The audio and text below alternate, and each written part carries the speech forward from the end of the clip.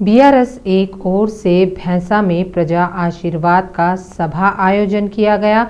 इस सभा को मुख्यमंत्री केसीआर ने संबोधित किया। मुख्यमंत्री ने लोगों को सलाह दी कि अगर एक बार वोट कर दिया तो अगले 5 साल तक मौका नहीं मिलता, इसलिए वोट देने से पहले सोच लेना चाहिए।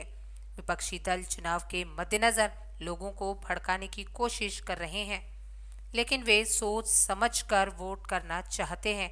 उन्होंने कहा कि विपक्षी झूठ और अफवाह फैला रहा है। लोकतंत्र में वोट ही एकमात्र हीरा हथियार है जो लोगों के पास है। इस वोट का सदुपयोग करना चाहिए। मंत्री तलसानी श्रीनिवास यादव ने कहा कि हैदराबाद में विकास आंखों के सामने दिख रहा है और लोगों को बीआरएस को एक और मौका देना चाहिए। उन्होंने कहा कि बीआरएस यानी विकास का उपनाम है। उन्होंने कहा कि बीआरएस ने हैदराबाद समेत तेलंगाना का खूब विकास किया है। मंत्री केटीआर ने हैदराबाद शहर के विकास में बहुत बड़ी भूमिका निभाई है। दूसरे राज्यों और देशों के लाखों लोग यहां आराम से रह रहे हैं। उन्होंने कहा कि बीआरएस सरकार ग्रामीण अर्थव्यवस्था को मजबूत करने के लिए कई योजनाएं लाई है। राज्य ने आईटी के क्षेत्र में काफी विकास किया है। उन्होंने कहा कि उनकी सरकार ने कोरोना काल में प्रवासी श्रमिकों को भरपूर सहयोग किया। उन्होंने कहा कि तेलंगाना देश का एकमात्र राज्य है जो 24 घंटे बिजली देता है। बीआरएस उम्मीदवार तिग्गुला पद्मराव गौड़ ने बीआरएस श्रम विभाग के अध्यक्ष मोते शोभन रेड्डी और डिप्टी मेयर के साथ सिकंदराबाद निर्वाचन क्षेत्र के अडागुट्टा डिवीजन में पार्टी चुनाव अभियान का आयोजन किया। उन्होंने पैदल चलकर घर घर जाकर तेलंगाना सरकार की कल्याणकारी योजनाओं के बारे में बताने का अभियान जारी रखा।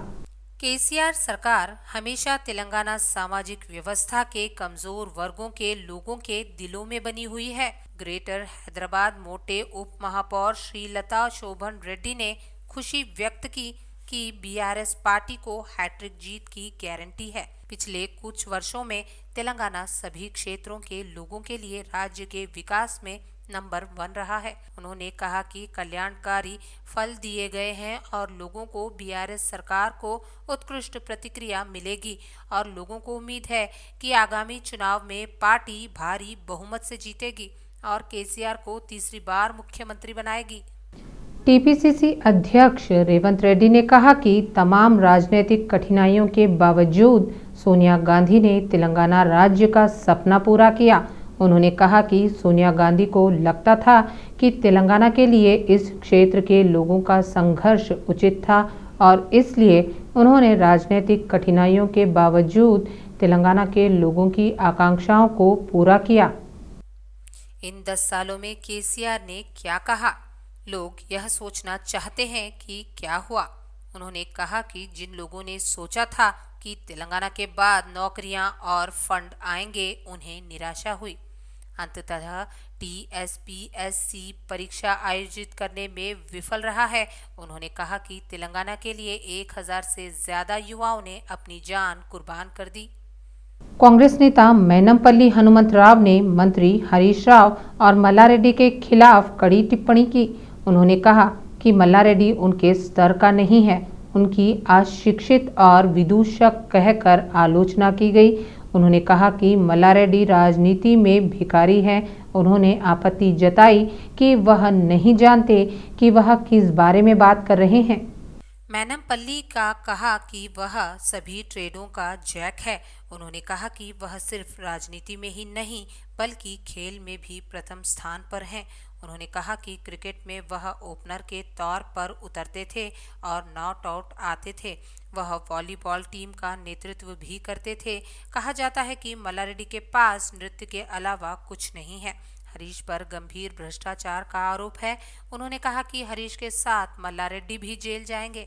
रंगारेड्डी जिले के इब्राहिमपट्टनम में कांग्रेस पार्टी के कार्यकर्ताओं की बैठक हुई। इस बैठक में इब्राहिमपट्टनम और एलबी नगर के उम्मीदवार माल रेड्डी रंगारेड्डी और मधु याशकी गौड़ शामिल हुए। कांग्रेस नेताओं ने कहा कि 9.5 साल से केसीआर सरकार लूटने और छुपाने के उद्देश्य से काम कर रही है। उन्होंने कहा कि सर्वेक्षणों के संकेत मिलता है कि कांग्रेस पार्टी सत्ता में आएगी। उन्होंने आलोचना की कि केसीआर भूदान भूमि और धर्मस्व भूमि को लूट रहे हैं। उन्होंने कहा कि राजशेखर रेड्डी के शासनकाल में किसानों को मुफ्त बिजली उपलब्ध कराने का श्रेय कांग्रेस पार्टी को जाता है। तेलंगाना चुनाव में नामांकन प्रक्रिया आज से शुरू हो गई है। इस महीने की 3 तारीख होने के कारण यह शुभ मुहूर्त है और पता चला है कि आज और भी नेताओं के नामांकन भरने की संभावना है। चुनाव अधिकारियों ने सभी निर्वाचन क्षेत्रों में नामांकन की व्यवस्था की है। अधिकारियों ने कुतबुल्लापुर निर्वाचन क्षेत्र के संबंध में जीएचएमसी कार्यालय में नामांकन प्राप्त करने की व्यवस्था पूरी कर ली है। किसी भी अप्रिय घटना को रोकने के लिए पुलिस विभाग ने भारी सुरक्षा व्यवस्था की। बालानगर जोन के डीसीपी श्रीनिवास राव ने कहा कि 144 नियम लागू है और उम्मीदवार के साथ 4 लोगों को कार्यालय में प्रवेश की अनुमति है। तेलंगाना में विधानसभा चुनाव की सरगर्मी तेज हो गई है। 30 अक्टूबर को चुनाव की अधिसूचना जारी होते ही नामांकन शुरू हो गए हैं। टीपीसीसी की महिला अध्यक्ष मोगली सुनीता राव ने एबिट्स जीएचएमसी कार्यालय में गोशा महल विधानसभा क्षेत्र से नामांकन दाखिल किया। उन्होंने अपने समर्थकों के साथ जाकर रिटर्निंग ऑफिसर को नामांकन पत्र जमा किया। इस महीने की 3 से 10 तारीख तक नामांकन स्वीकार किए जाएंगे। 30 नवंबर को मतदान होगा। चुनाव की गिनती 30 दिसंबर को होगी। चूंकि नामांकन प्रक्रिया चुनाव प्रक्रिया का एक प्रमुख हिस्सा है, इसलिए उम्मीदवार इसे पूरा करने और अभियान तेज करने की अपेक्षा की जाती है। इसलिए सभी पार्टियों के उम्मीदवार आज से नामांकन दाखिल करने की तैयारी में है। शुभ मुहूर्त देखने के बाद वे अपना नामांकन अधिकारियों को सौंपेंगे। बीजेपी नेता और हुजूराबाद विधायक इटेला राजेंद्र ने एक बार फिर बीआरएस पार्टी की आलोचना की। उन्होंने कहा कि चुनाव के दौरान बीआरएस की बातों से मूर्ख न बने। बीआरएस पार्टी ने वोट के लिए जो दिया वह ले लो, लेकिन उन्होंने धर्म के लिए वोट करने का आह्वान किया। बीआरएस ने गरीबों की जमीन हड़प ली और निजी कंपनियों को दे दी। बीजेपी ने सत्ता में आने पर गरीबों को जमीन वापस करने का वादा किया। बीआरएस अगले चुनाव में उन्हें हराने के लिए हर संभव प्रयास कर रहा है, लेकिन वह एक अपराजित नेता है। इसी बीच पता चला है कि इस बार हुजूराबाद से राजेंद्र नगर के साथ साथ सीएम केसीआर के अपने इलाका गजवेल में भी चुनाव लड़ रहे हैं। बीआरएस एमएलसी कविता ने कहा कि केसीआर जैसे महान नेता को हराना असंभव है। उन्होंने कहा कि उनका सामना करने के लिए एक और केसीआर पैदा होना चाहिए। उन्होंने कहा कि केसीआर का मन सागर है और उनके विचार आकाश हैं। उन्होंने विपक्ष की आलोचना की है कि बीआरएस सरकार नौकरी की रिक्तियों को न भरकर बेरोजगारों के साथ अन्याय कर रही है। उन्होंने कहा कि अगर आप अमेरिका में कांग्रेस सरकार के दौरान हुई नौकरियों की नियुक्तियों और इन 10 वर्षों के दौरान बीआरएस सरकार के दौरान हुई नियुक्तियों पर नजर डालें तो आपको पता चल जाएगा कि बेरोजगारों के साथ किसने अन्याय किया है। रेवंत ने उस्मानिया विश्वविद्यालय के छात्रों की तुलना अड्डा कुलियों से करने पर उनकी आलोचना की है। उन्होंने कहा कि रेवंत रेड्डी नौकरियों के बारे में बात करने के योग्य नहीं है। वाईएसआरटीपी पार्टी अध्यक्ष वाईएस शर्मिला ने अहम फैसला लिया है। उन्होंने घोषणा की कि उनकी पार्टी तेलंगाना विधानसभा चुनाव नहीं लड़ रही है। उन्होंने कहा कि वे चुनाव लड़ने से दूर रह रहे हैं। उन्होंने कहा कि हम चुनाव में कांग्रेस पार्टी को पूर्ण समर्थन देने की घोषणा कर रहे हैं। कांग्रेस नेताओं और कार्यकर्ताओं दोनों ने कहा कि उनके मन में उनके प्रति बेहद सम्मान है। हाल ही में जब उनकी दिल्ली में सोनिया गांधी और राहुल गांधी से मुलाकात हुई तो उन्होंने कहा कि वे उन्हें परिवार के सदस्य के रूप में देखते हैं। उन्होंने कहा कि उन्हें पूरा भरोसा है कि वह विधायक के तौर पर जीत हासिल कर विधानसभा में पहुंचेंगे। उन्होंने कहा कि इस चुनाव में केसीआर के हारने की संभावना बहुत ज्यादा है, इसलिए उन्होंने केसीआर विरोधी वोटों को बांटने से बचाने के लिए चुनाव नहीं लड़ने का फैसला किया है। उन्होंने सभी पार्टी रैंकों से अपने निर्णय को समझने के लिए कहा है। एआईएमआईएम के अध्यक्ष और सांसद असदुद्दीन ओवैसी ने विधानसभा चुनाव लड़ने वाले एमआईएम उम्मीदवारों की सूची जारी कर दी है। पहली सूची में 6 नामों पर मुहर लग गई है। असदुद्दीन ओवैसी ने चार मीनार से जुल्फिकार अहमद, चंद्रायन गुट्टा से अकबरुद्दीन ओवैसी, मलकपेट से अहमद बलाला, नामपल्ली से माजिद हुसैन, कारवान से कौजर मोइनुद्दीन, याकुतपुरा से जफर हुसैन मिराज के नाम फाइनल किए हैं। ओवैसी ने ऐलान किया कि वह इस बार 9 सीटों पर चुनाव लड़ेंगे। उन्होंने कहा कि बाकी 3 सीटों पर उम्मीदवारों की घोषणा के बाद में की जाएगी। इसी बीच विधानसभा चुनाव के दौरान एमआईएम प्रमुख और सांसद असदुद्दीन ओवैसी ने एक अहम फैसला लिया है।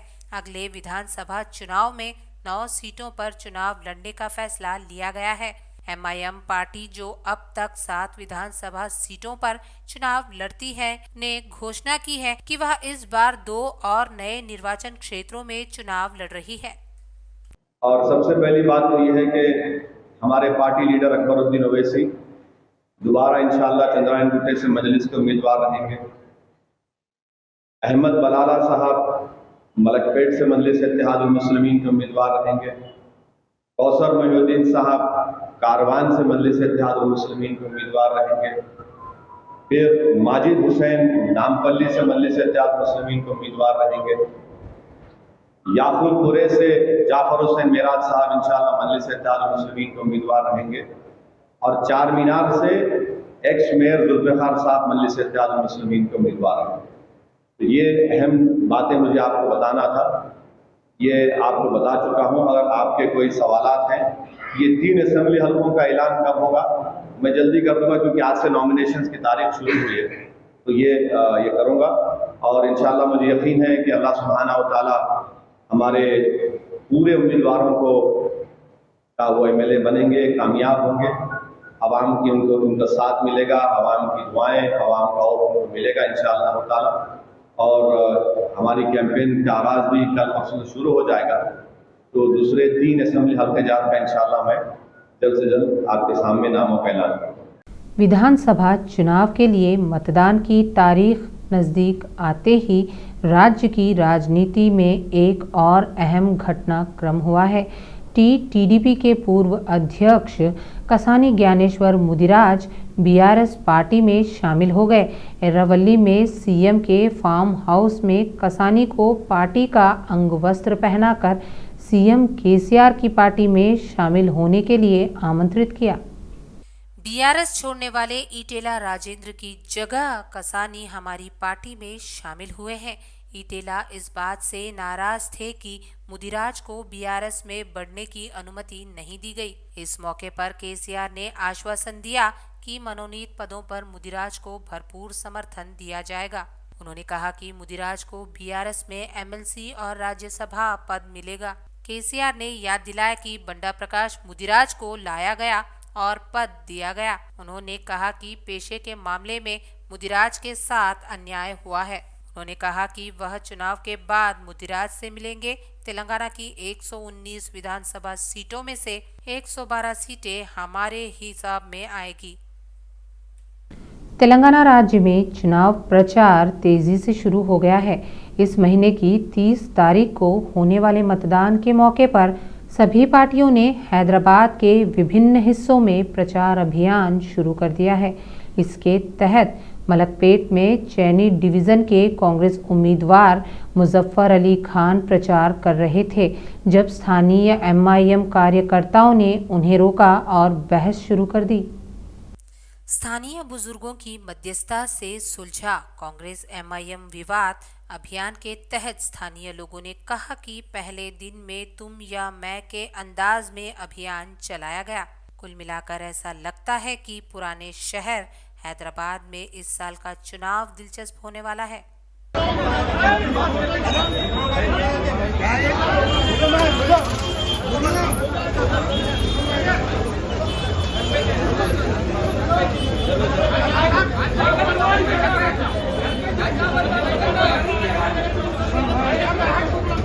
अखिल भारतीय यादव महासभा के ग्रेटर अध्यक्ष मईल कोल महेंद्र यादव ने कहा कि सईदाबाद में सदर समारोह के लिए विशेष व्यवस्था की जा रही है। श्री आंजनेय स्वामी मंदिर परिसर में यादव संघ के नेताओं के साथ सदर उत्सव की विवरणिका का अनावरण किया गया।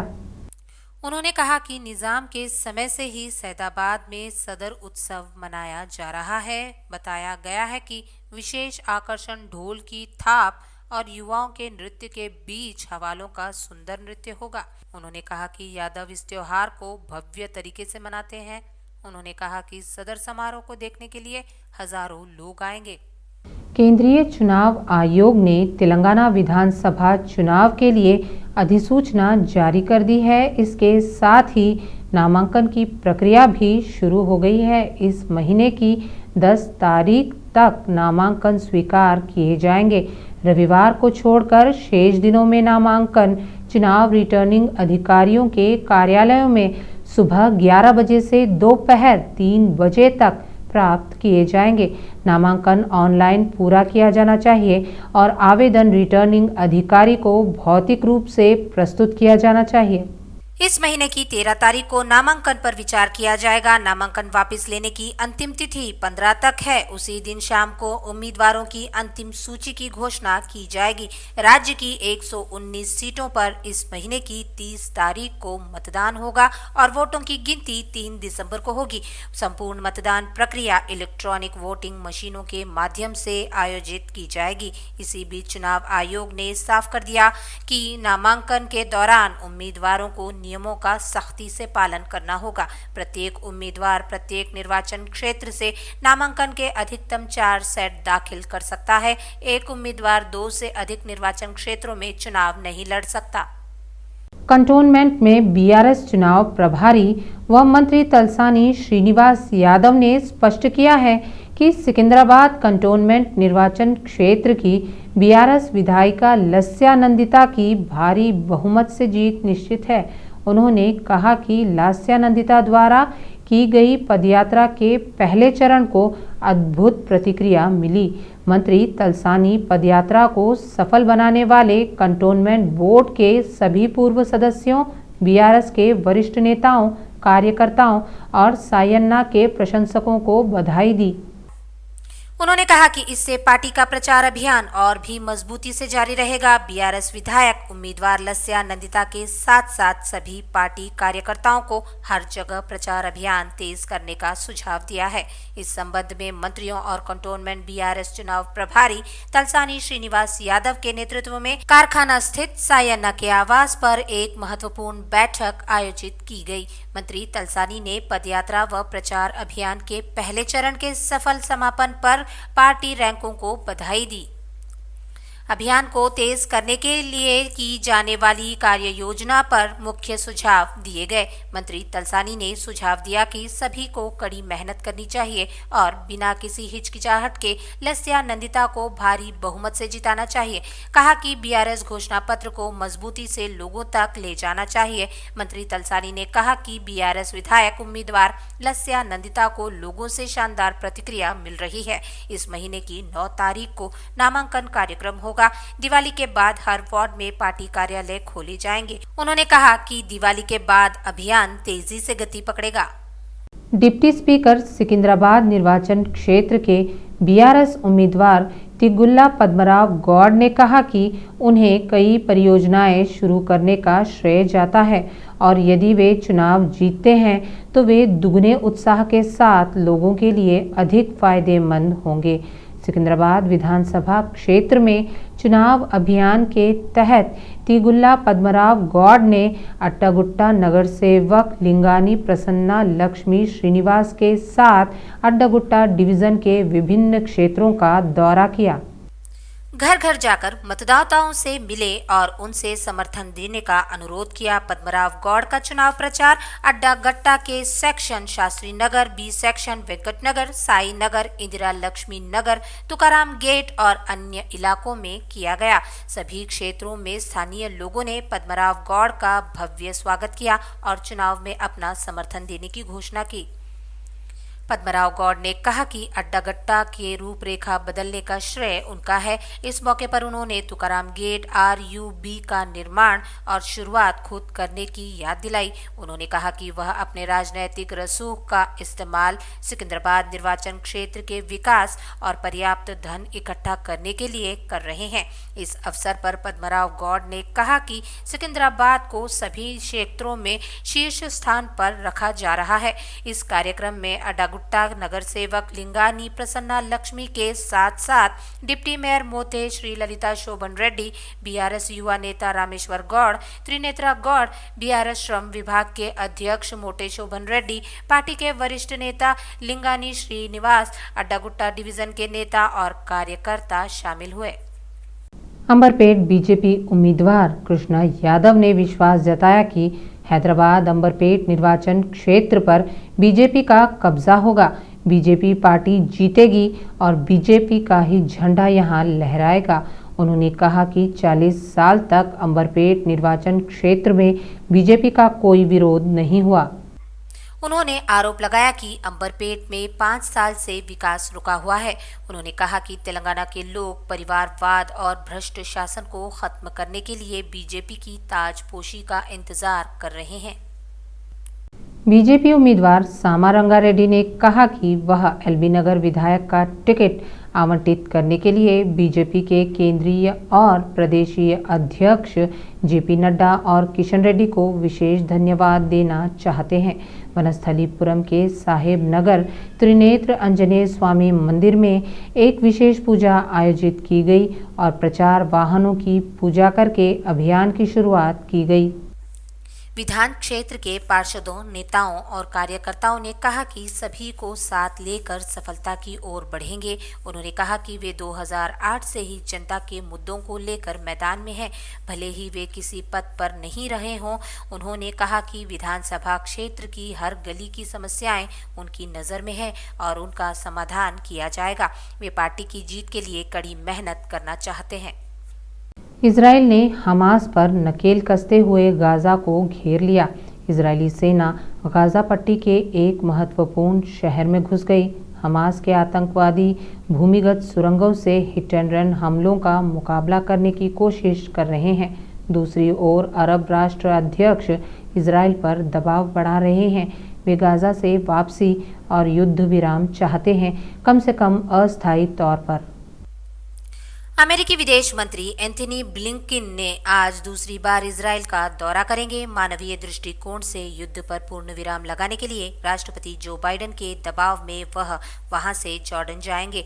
इजरायली प्रधानमंत्री बेंजामिन नेतन्याहू, जो पहले ही स्पष्ट कर चुके हैं कि हमलों को रोका नहीं जा सकता, ने दोहराया कि हम आगे बढ़ रहे हैं, रुकने का कोई मतलब नहीं है। उन्होंने कहा कि वे गाजा पट्टी से हमास का सफाया कर देंगे। 4 सप्ताह के युद्ध के दौरान इजरायली हमलों में 9,000 फिलिस्तीनी मारे गए और हमास के हमलों में 1400 इजरायली मारे गए। इजरायली सेना ने गुरुवार को गाजा को घेर लिया। हमास के आतंकवादी वर्षों से हिट एंड रन हमले करके विरोध करते रहे कि हमास के सशस्त्र शाखा के प्रवक्ता अबू उबैदाह ने कहा कि गाजा में मारे गए इजरायलियों की संख्या सेना जो बता रही है उससे कहीं ज्यादा है। उन्होंने चेतावनी दी, हम आपके सैनिकों